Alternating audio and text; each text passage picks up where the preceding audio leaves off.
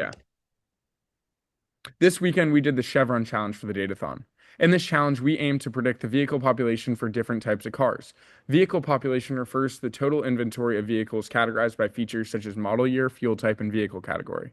First, we had to pre-process the data. This involved cleaning the data and handling missing values. Next, we had to handle additional data.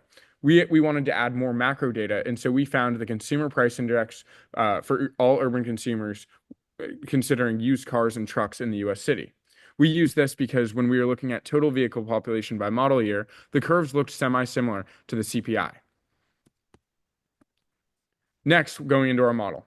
First, we use this methodology where we used what we call basis columns and predictor columns. Our method involves grouping the data based on key features, our basis columns, and training separate models using our predictor columns for each group.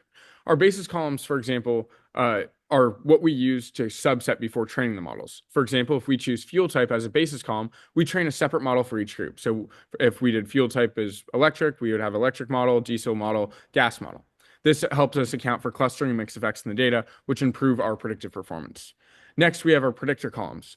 This, for example, is what we use to actually regress on the data. So if we want to go through this electric fuel type again, we first subset the data to include only the electric vehicles. We train a model using our predictor columns, and then we use this model to predict the target vehicle population. So obviously hyperparameter tuning is a very important part of the model selection process. But since we're using up to thousands of basis models, using conventional stuff like a grid search or a random search on every single sub-basis model is going to be very time and computationally intensive. So to fix this, we used a Bayesian optimization approach.